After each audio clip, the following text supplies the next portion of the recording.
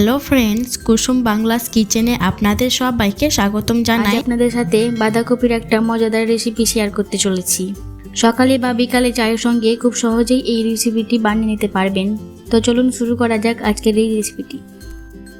প্রথমে একটা মিডিয়াম সাইজের অর্ধেকটা বাঁধাকপি নিয়েছি। এইবারে বাঁধাকপিটাকে গ্রেটার দিয়ে গ্রেট করে নেব।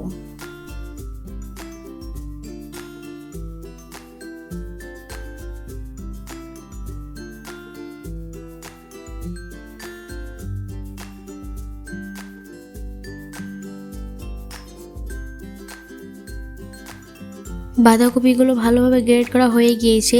এইবারে দিয়ে দেব দুটো সিদ্ধ করা আলুগুলোকেও ভালোভাবে গ্রেট করে নিয়েছি। তারপর দিয়ে দেব দুটো বড় সাইজের পেঁয়াজ কুচি, আর দিয়ে দেব স্বাদ অনুযায়ী লবণ, হাফ চা চামচ হলুদ গুঁড়ো, হাফ চা চামচ লঙ্কার গুঁড়ো, 1 চা চামচ চাট মশলা ও সবশেষে দিয়ে দেব 2 চা চামচ কর্নফ্লাওয়ার।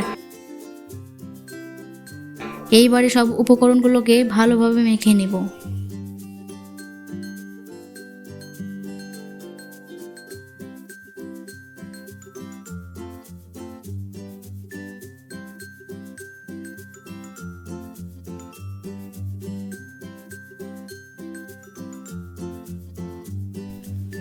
সব উপকরণগুলো ভালোভাবে মাখানো হয়ে গিয়েছে। এইবারে হাতের মধ্যে ভালোভাবে তেল মাখিয়ে ছোট ছোট বল বানিয়ে নেব।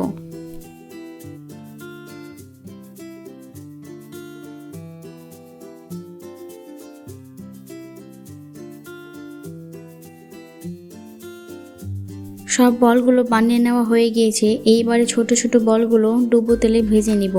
তার জন্য কড়াইয়ে পরিমাণ মতো তেল দিয়ে তেলটা গরম করতে বসে দিয়েছিলাম। এইবারে বলগুলো একটা একটা করে দিয়ে ভেজে নিতে হবে।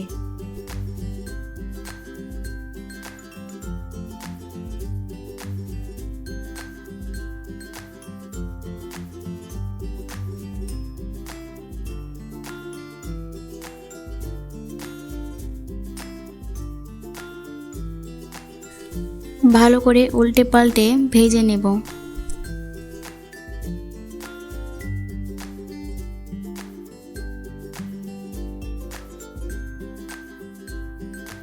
এই দেখুন, বলগুলো কিন্তু আমার ভাজা হয়ে গিয়েছে। আর এই রেসিপিটির নাম হচ্ছে ফ্রাইড ক্যাবেজ বল। তো দেখলেন কত সহজেই এই রেসিপিটি বানিয়ে নেওয়া যায়। আর আমার ভিডিওটি কেমন লেগেছে অবশ্যই কমেন্ট করে জানাবেন। আবারও দেখা হচ্ছে নেক্সট কোনো রেসিপি ভিডিও নিয়ে।